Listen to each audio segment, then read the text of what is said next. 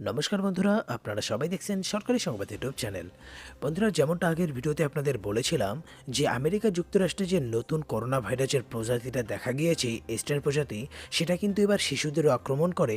আর সবথেকে বড় কথা, ওটা কিন্তু মাসে 2বার করে নিজেদের রূপ বা চরিত্র কিন্তু বদল করতেছে। আর এটার জন্যই কিন্তু দেখুন এই হেডলাইনে কি বলা হয়েছে যে আবারও কিন্তু আমাদের রাজ্যে জারি হতেছে কড়া লকডাউন। তার কারণ ভারতে ঢুকে পড়েছে ব্রিটেনে দেখা দেওয়া নতুন কোভিড প্রজাতি। আর যার জন্যই কিন্তু বন্ধুরা খুব শীঘ্রই দেখুন রাজ্য ও কেন্দ্র সরকারের মধ্যে একটা বৈঠক হতে চলেছে। বিস্তারিত সংবাদে জেনে নেব যে আমাদের রাজ্যে আবারও লকডাউন হবে কিনা, আর যদি লকডাউন হয় সেটা কবে হবে সেটাও কিন্তু জেনে নেব। তো বন্ধুরা, এই গুরুত্বপূর্ণ ভিডিওটাকে কিন্তু আপনি একদম শেষ পর্যন্ত দেখবেন।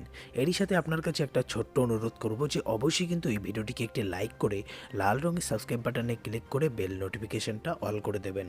বন্ধুরা, ইতিমধ্যে কিন্তু করোনার নতুন স্ট্রেন প্রজাতির ভাইরাসটি কিন্তু ভারতের বিভিন্ন জায়গায় ছড়িয়ে পড়েছে।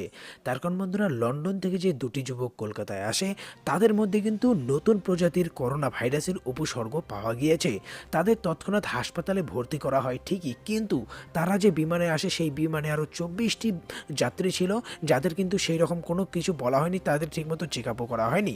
এছাড়াও রাজ্যের মুখ্যমন্ত্রী কিন্তু এই নতুন প্রজাতিরা নিয়ে বিশেষ চিন্তিত রয়েছেন, যার জন্যই আমাদের রাজ্য জুড়ে কিন্তু আবারও লকডাউন হতে পারে। কিন্তু বন্ধুরা, ইতিমধ্যে মুখ্যমন্ত্রী আরও জানিয়েছেন যে লকডাউন ডাকার ব্যাপার ও নতুন প্রজাতির এই করোনা ভাইরাসের সংক্রমণটাকে নিয়ে দ্রুত একটা বৈঠক করতে চলেছে রাজ্য আর কেন্দ্র সরকারের মধ্যে।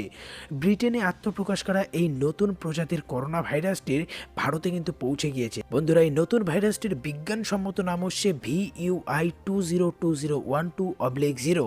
এটা কিন্তু মূল যে করোনা ভাইরাস আছে সেটা থেকে কিন্তু 70% দ্রুত গতিবেগে ছড়াতে পারে। জীবাণুর এই নয়া অভিযোজনকে খুঁজে বের করতে কিন্তু একটা নতুন প্রক্রিয়া শুরু করা হয়েছে, যেটার নাম দেয় জেনোম সিকোয়েন্সিং প্রক্রিয়া বা ইংরেজিতে RT-PCR টেস্ট।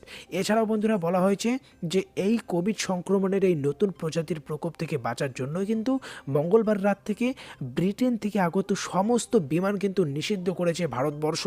এছাড়াও ব্রিটেন থেকে আসা সমস্ত যাত্রীদের বিমানবন্দরে কোভিড পরীক্ষার ফলাফল যদি পজিটিভ হয়, তাদের কিন্তু আবারও RT-PCR টেস্ট করা হয় এবং এছাড়াও আইসোলেশনের ব্যবস্থাও করা হয়েছে। মঙ্গলবার দিল্লিতে 6 জন সহ মোট আরও 22 জন বিমান যাত্রীর কিন্তু করোনা উপসর্গ একদম পজিটিভ দেখা দেয় এবং তাদের নমুনা ফের পরীক্ষার জন্য হসপিটালে পাঠানো হয়েছে।